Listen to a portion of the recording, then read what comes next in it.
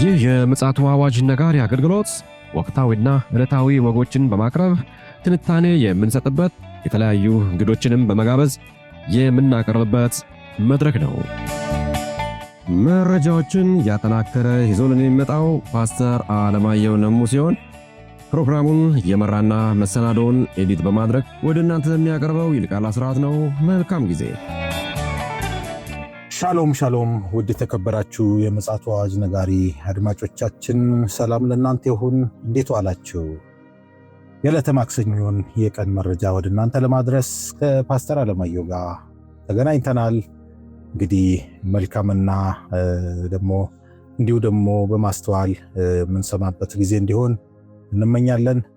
ይልቃል አስራት ነኝ ከምፅዓቱ አዋጅ ነጋሪ አገልግሎት።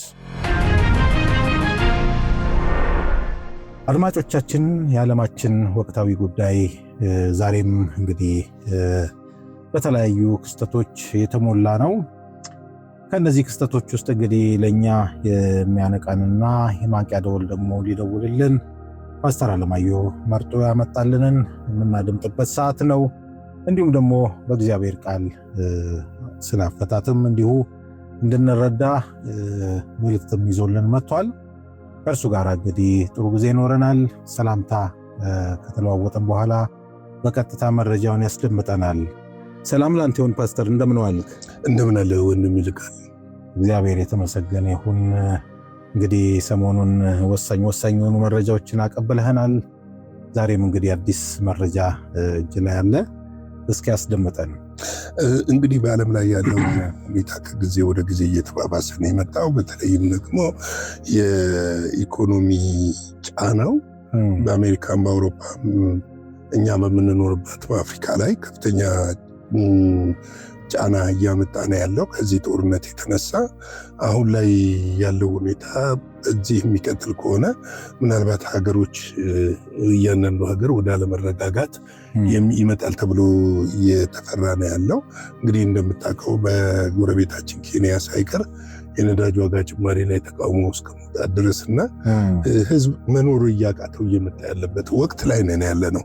ይሄ እንግዲህ መነሻው የዚህ የገልፍ ሀገሮች እና የባህረ ሰላጤው ሀገሮች ጋር ያለው የሆርሙዝ ሰርጥ መዘጋትና እንግዲህ አንድ ሶስተኛውን ነዳጅ ማለት በጣም ቀላል አይመስለኝም እና ጋዞች፣ ነዳጆች እና የዓለም ኢኮኖሚ ደግሞ በግሎባላይዜሽን የተሳሰረ ነው እና ይህንን የተሳሰረ ኢኮኖሚ ያለበት ዓለም ስለሆነ የአንድ ቦታ ላይ የሆነ ክስተት መከሰት የዓለምን ኢኮኖሚ በተወሰነ መጠን ቢሆን ኢፌክት ያደርገዋል።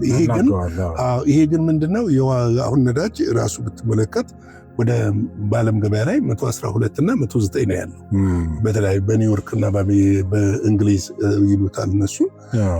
በበርሜል እንግዲህ 112 መድረስ በጣም ከፍተኛ ነው። $5-6 ጨምሯል እና አሜሪካ ሀገር ራሱ በከፍተኛ ሁኔታ ጭማሪ እንዳለ እየታየ ያለውና ይሄ ሁኔታ መረጋጋት የሚመጣበት መንገድ በእርግጥ የተለያዩ የዓለም መሪዎች እየፈለጉ ነው ያሉት፣ ጥረት እያደረጉ ነው ያሉት። እንደውም ሰሞኑን የእስራኤል ፓርላማ ማለትም ምክር ቤቱና የደህንነት ምክር ቤቱ ዝግ ስብሰባ አድርጎ ነበረ በኢራን ላይ የማያዳግም እርምጃ ለመውሰድ።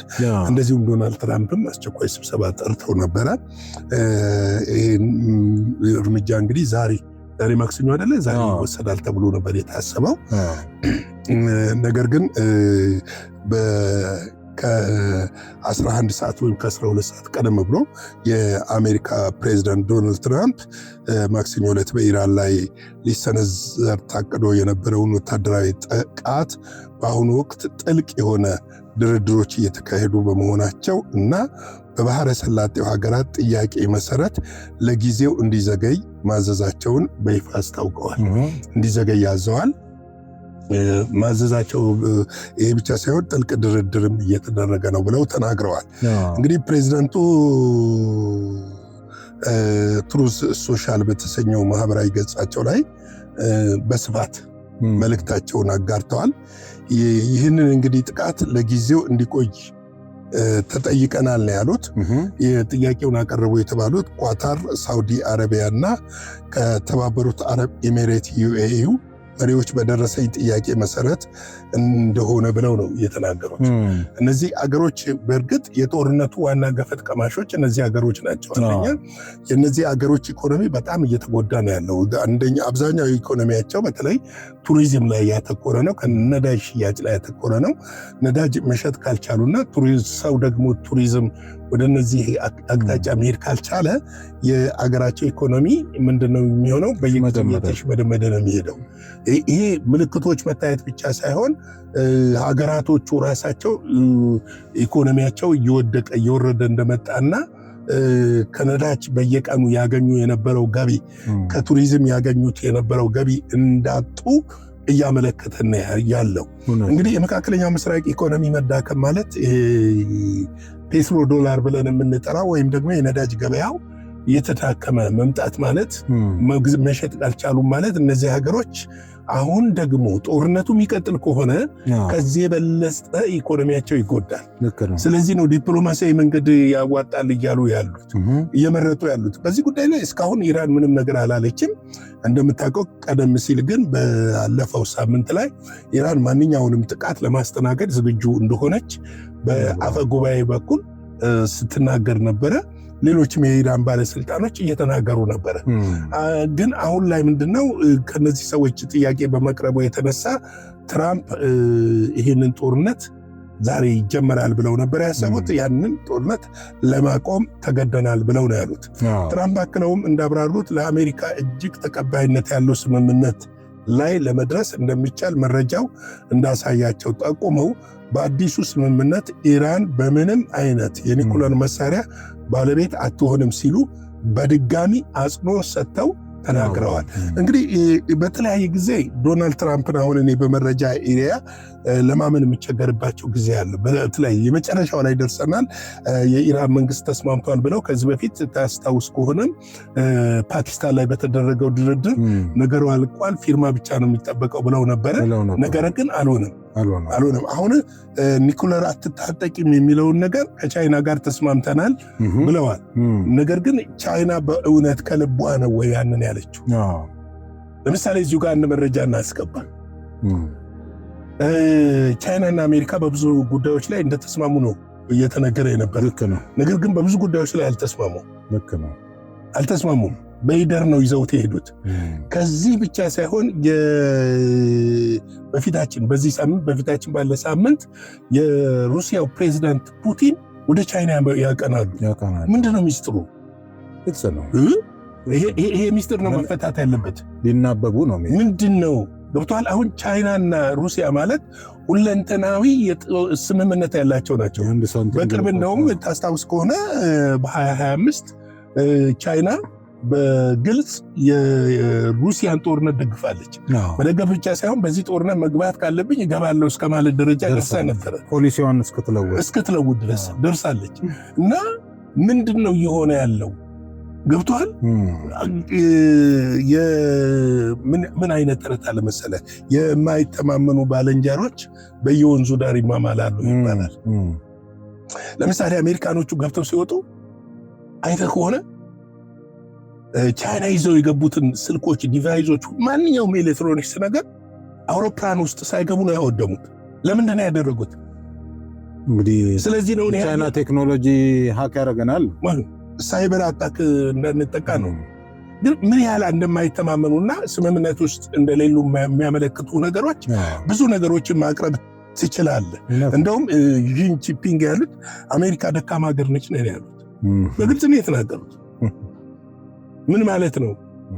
ገብቷል? እንግዲህ የተማመኑበትን ተማምኖ ነው። አይ እኛ እኮ አንድ የጠቆምነው ነገር አለ፣ ሰው አልሰማን አለ እንጂ ከምዕራቡ ፖለቲካውም ኢኮኖሚውም ወደ ምስራቁ ሽፍት እያደረገ ነው። አሁን ይሄ አዲሱ የዓለም ስርዓት ደግሞ አለአግባብ አይመጣም። አዲሱ የዓለም ስርዓት የሚመጣው አዲሱን አውሬውን ለመቀበል ነው የምንልበትም ትልቁ ምክንያታችን ይሄ ነው። ይሄ ጦርነት አለመግባባት የተፈጠረበት ምክንያት ኢራን ኒኩለር አልታጠቅም፣ ኒኩለር ዩራኒየም የማብላላው ኃይል ለማመንጨት ነው።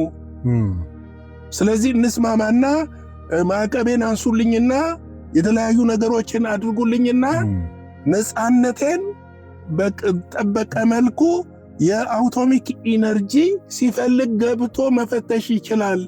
ከዚህ በፊት እኛ ከአሜሪካ ጋር ይሄን ስምምነት ተስማምተን ነበረ። ያፈረሱት ዶናልድ ትራምፕ ናቸው። አሁንም እኛ ዶናልድ ትራምፕን አናምንም ነው። እንደው ምልህ ፓስተር ትክክል። እንደው የቻይናውን ጉዳይ ስታነሳ በትላንትናው ዕለት እንግዲህ አንድ መረጃ ለአድማጮቻችን አቀብለን ነበር። በዚህ ኤፍራጥስ ወንዝ አኳያ ማለት ነው። አሁን ላልከው ከምዕራቡ ወደ ምስራቁ የፖለቲካውም ይሁን የኢኮኖሚውም ፓወር ሽፍት እያደረገ ነው ያለው።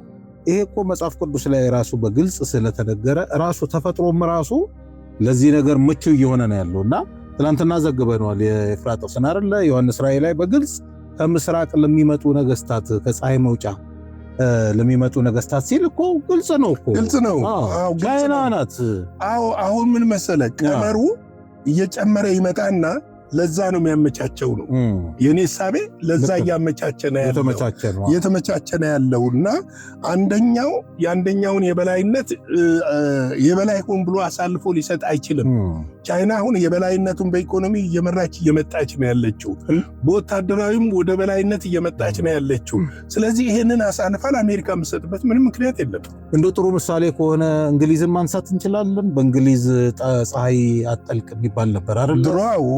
በሁሉም ግዛት ስላላት አሜሪካም፣ ቻይናንም ጨምራ ላቲን አሜሪካም ግዛት ስለነበረ በእንግሊዝ ፀሐይ አይጠልቅም ይባላል። ዛሬ ላይስ ፀሐይ ጠልቋል እሱ። እንግዲህ ለዛ ነው እኮ አሁን አሜሪካን ፓወር እንግዲህ ጊዜውን እየጠበቀ ይመስለኛል። እንግዲህ ይህንን ነው እሳቸው አሁን የተናገሩት። ለዚህ ነው እኔ አሁን ቻይና እንደዚህ ብላለች ተብሎ እኛም ዘግበነው ነበረ በንግግራቸው፣ ግን አይመስለኝም የዲፕሎማሲ ቋንቋ ሊሆን ይችላል ብዬ ነው እኔ የማስበው። ምክንያቱም ብዙ ጊዜ የዲፕሎማሲን ቋንቋ እንደ እውነት አድርጎ መቀበል አስቸጋሪ ነው የሚሆነው በወረቀት ላይ የሌለ ስምምነቶች። አሁን ላይ ደግሞ ሀገራት በወረቀት ላይ እንኳን የሰፈረ ስምምነትን እስከ ማፍረስና እስከ አለመተማመን ደረጃ ላይ የተደረሰበት ጊዜ ስለሆነ ይህ ሁኔታ አስተማማኝ ይሆናል ብዬ አላስብም። ይሁን እንጂ ፕሬዚደንቱ ማስጠንቀቂያ ከመስጠት አልተቆጠቡም። ተቀባይነት ያለው ስምምነት ላይ መድረስ ካልተቻለ የአሜሪካ ጦር ኃይል በአይን ጥቅሻ ጊዜ ውስጥ በኢራን ላይ እጅግ ሰፊና ሙሉ ወታደራዊ ጥቃት ለመሰንዘር ዝግጁ ሆኖ እንደሚጠባበቅ አስታውቀዋል። ኢራን በበኩሏ በትራምፕ የቀረበው ጊዜ መግለጫ ላይ እስካሁን በይፋ የሰጠችው ምላሽ የለም። እንግዲህ እነዚህ ነገሮች ጦርነቱን ይቀሰቅሱት ይሆን ወይንስ ምን ይሆን የሚለው እንግዲህ ዓለም እየተጨነቀ ያለበት ወቅት ላይ ነው። ብዙ ሀገራት ዲፖቸውን እያሟጠጡ ያሉበት ነው። እንግዲህ በሆርሙዝ ደግሞ መርከቦች አይገቡም አይወጡም፣ ሁለቱም ሀገሮች ዘግተውታል። ይሄ አስጨናቂ ሁኔታ መፍትሄ ሊያገኝ ያስፈልጋል ነው።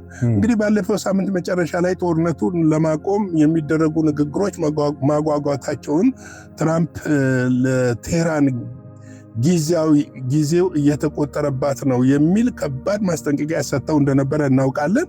እንግዲህ የአሜሪካና የእስራኤል ጥምረት ኃይል በኢራን ላይ ደግሞ መጠነ ሰፊ የአየር ድብደባ ከጀመረበት ከየካቲት 21 ጀምሮ ማለት ነው፣ ወይም በነሱ ከ28 ጀምሮ ቴህራን በበኩሏ በባህረ ሰላጤው ሀገራት ውስጥ ወደሚገኙ የአሜሪካና የእስራኤል ኢላማዎች ድሮኖችን፣ ሚሳይሎችን በመተኮስ የአጸፋ እርምጃ መውሰዷ ይታወሳል። ምንም እንኳን አልፎ አልፎ የተኩስ ልውውጥ ቢኖሩም ድርድሩን ለማቀላጠፍ ሲባል ባለፈው ሚያዝያ የተደረገው የተኩስ አቁም ስምምነት በአብዛኛው ሲከበር ቆይቷል። ምናልባት አሁን እንግዲህ ይህን ዜና እየዘገብን ባለንበት ሰዓት ይሄ ነገር ማይሳካ ከሆነ ዛሬ ነበረ የተባለው ማይሳካ ከሆነ ዓለም ወደማትወጣው ጦርነት ውስጥ ልትገባ ትችላለች። ምናልባትም ከዚህ በኋላ ደግሞ ኢራንና ቻይናና ሩሲያም ሰሜን ኮሪያም ወደዚህ ነገር ሊሳቡና ሊቀላቀሉ ይችላሉ። ከጥቅምም አንጻር እንግዲህ እነዚህ ሁኔታዎችን ስንመለከት በአጠቃላይ ያለው የዓለም ሁኔታ አደጋ ውስጥ እየገባ ነው ያለው። ምክንያቱም 20% የሚያለ የዓለም የነዳጅ ፍሳሽ ወይም ደግሞ የተፈጥሮ ጋዝ የሚጓጓዝበት እጅግ ስትራቴጂክ ቦታ ነው ሆርሙዝ ሰርጥ። በዚህ ስትራቴጂክ ቦታ መዘጋት ምክንያት አውሮፓም፣ አፍሪካም፣ አሜሪካም ራሱ በጉዳይ ለምን ሌሎች አምራቾቹ ዋጋ ጨምረው ነው የሚሸጡት። አቅርቦት እያነሰ በመጣ ቁጥር ዋጋ እየጨመረ ይመጣል። ዋጋ በጨመረ ቁጥር ደግሞ አፎርድ ማድረግ የማትችልበት ሁኔታ ይመጣል። አፎርድ ማድረግ የማትችልበት ሁኔታ በመጣ ቁጥር ደግሞ ነውጥና ሌላ ሁከትን ይቀሰቅሳል። ስለዚህ ዓለም ወደ ተረጋጋች ሁኔታ ትመጣለች ብለን በእርግጥ አናስብም። ነገር ግን ለምንድን ይሄንን የማናስበው? መጽሐፍ ቅዱስ ስለማይነግረን የኛ እውነታ መጽሐፍ ቅዱስ ስለሆነ ከዛ አንጻር አናስብም። ነገር ግን ደግሞ ይሄ ነገር ሊፈታ ይችላል ወይ ብለህ ብትጠይቀኝ ረዥም ጊዜ ሊወስድ ይችላል ለመፈታቱ። ምክንያቱም የእነዚህን ሀገሮች ጠላትነት ማስታረቅ የማትችልበት ደረጃ ላይ ነው ያለው። አሁን በዋናነት የአሜሪካና እንትን መስማማት ብቻ አይደለም እኮ የእስራኤልስ ተስማማለች ወይ? ለምሳሌ ናትንያሁ አሜሪካ ብትስማማ እኛ እንስማማም ነው ያሉት እና እናወድማለን ነው ያሉት። ይህ ተስማማለች ወይ የሚለውም ነገር አጠያቂ ጉዳይ ነው። እንግዲህ ዓለማችን በዚህ ሁኔታ ነው ያለችው። ምሽት ለየት ባለ ዜና ይዘን እንመጣለን። ለዛሬ ቀን ያለን ይህንን ይመስላል። የጌታ ጸጋ ሰላም ረቸርነት ከሁላችሁ ጋር ይሁን። ሻሎም። ጌታ ኢየሱስ አብስቶ ይባርክ። ፓስተር እውነት ነው እንግዲህ ዓለማችን ከጊዜ ወደ ጊዜ ከድጡ ወደ ማጡ ነው እንግዲህ እየተሸጋገረች ያለችው። አንዳንድ አስተያየቶችንም አነብ ነበርና አንዳንድ ወገኖች ሰላም ከመሻትና ከመናፈቅ አንጻር ለምንድነው ሁልጊዜ ጦርነትና እንደዚህ አይነት አሉታዊ የሆነ መረጃዎች የምታቀብሉን የሚሉ ወገኖች አሉ። ያው እንግዲህ ፓስተር እንደነገረን እንዲሁም ደግሞ መጽሐፍ ቅዱስም እንደሚለን ምጥ እርጉዝ እንደሚይዛት እንግዲህ ደህንነት ነው ሰላም ነው ሲሉ በድንገት ጥፋት ይዛቸዋል ያገኛቸዋል ይላል። እንግዲህ ምን መሰለህ ወንድም ይልቃል፣ እኛ አሉታዊ መረጃ ለማቅረብ ፈልገናል። ዓለም ራሱ አሉታዊ ነች እና ያለው መረጃ ዓለም ላይ ያለው የሚያሳየን መረጃ መጽሐፍ ቅዱስ ከሚናገረውና ከመጨረሻው ዘመን አንጻር ነው የምናቀርበው እንጂ አሉታዊ ነገር ማቅረብ ፈልገን አይደለም። እኛም እኮ ሰላም እንዲሆን ጥሩ ነገር እንዲሆን ሰዎች መልካም ህይወት እንዲኖራቸው እንመኛለን። ነገር ግን ሌባው በድንገት እንደሚመጣ ነገር በድንገት እንዳይደርስብን እነዚህ ምልክቶች በመጽሐፍ ቅዱስ የተጻፉ ስለሆነ ህዝቡ ጥንቃቄ እንዲያደርግ ስለምንፈልግ የማንቂያ ደወል ሆነ ሊታወቅ ይገባል። ጌታ ኢየሱስ አብስቶ ይባርክ። እንግዲህ ውድ አድማጮቻችን ለዛሬ ማክሰኞ የቀን መረጃችን ይህን ይመስላል። ፓስተር እንደነገረን እንግዲህ ማምሻውን እጅግ ደግሞ ወቅታዊ አጀንዳ ደግሞ ይዘን የምንመጣ መሆኑን ወዲሁ መንገር እንወዳለን። መልካም ጊዜ ይሁንላችሁ። ሻሎም። ለዛሬ ይዘን የመጣነው ወቅታዊ መረጃ ይህንን ይመስል ነበረ። በሌላ ጊዜ በሌላ መሰናዶ እስከምንገናኝ ሰላም ለእናንተ ይሁን።